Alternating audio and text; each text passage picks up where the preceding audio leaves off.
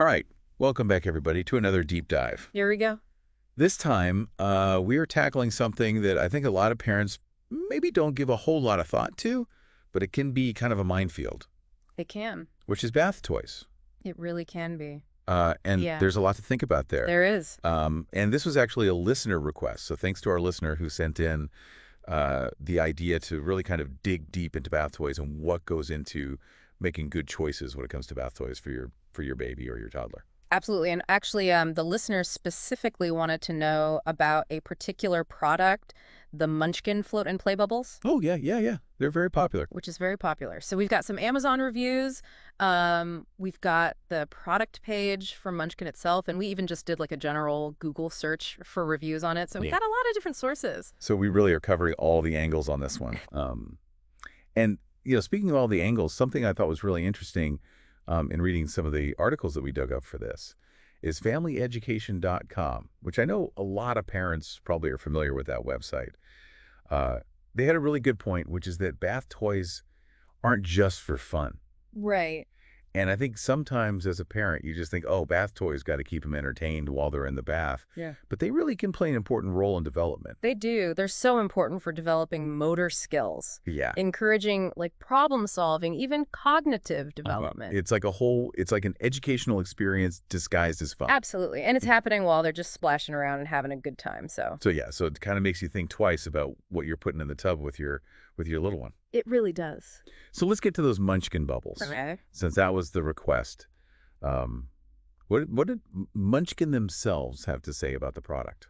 Well, on their website, they really highlighted the bright colors, which makes sense. That's great for stimulating a baby's developing vision and also how they float and bob, which encourages babies to reach and grasp and, build those motor skills. Right. So they're kind of hitting on that developmental aspect as well. Yeah, for sure. Cool. But of course, safety is always top of mind for me as the parent. I'm sure for a lot of our listeners as well. Absolutely. What did the Amazon reviewers have to say about that? So a lot of positive feedback, like a lot of parents saying their kids absolutely love them. The bubbles are fun. But a few reviewers did mention concerns about mold growing inside. Oh, no. Yeah. Yeah, that's like the classic bath toy nightmare, It- is mold. it's hard to avoid sometimes. Yeah, you think it's all clean and you squeeze it and it's like, whoa, where did that come from? Exactly. But didn't mommygoesgreen.com also talk about that a little bit? Yes, they did. And that article is a little bit older. It's from 2014, but it brings up a really important point, which is to be aware of what your bath toys are made of, because some materials like PVC, which is a type of plastic, can leach harmful chemicals, especially when it's exposed to warm water. Right, like bath water. Exactly. Yeah. Yeah. So, even if a toy is super popular, it's always a good idea to just check those materials and care instructions to make sure you feel good about what your child is playing with. Yeah, it's kind of like reading food labels, Right. but for toys. Exactly. You got to know what's in there. We do. So it sounds like there are like multiple levels to this. Like you've got safety, you've got like what it's made of, you've got developmental appropriateness. It's more than I thought. It is. And, that goes back to what family education was talking about, choosing toys for different developmental stages. So like for younger babies who are really exploring the world through touch, they recommend soft textured toys. Like, those classic rubber duckies Yeah, the classic. or textured balls, things like that. Makes sense. Yeah, I feel like I've learned a lot in this deep dive. me too. I think before this, I was just going on cuteness. Like, oh, that's a cute bath toy. Yeah, but Let's get it. But now I'm like, okay, wait a minute. there's more to it. What's this made of? Is this going to help my baby develop? Right. Is this going to help them learn? Is it going to be safe for them?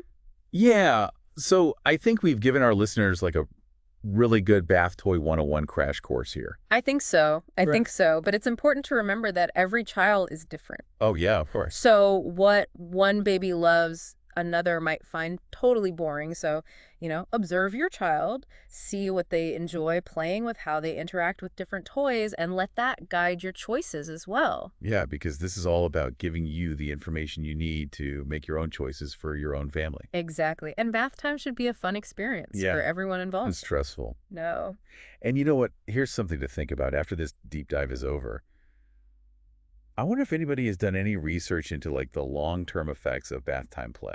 Oh, that's interesting. Like, does all that splashing and squeezing and pouring, like, does that translate to better hand-eye coordination later on or, fine rotor skills later on?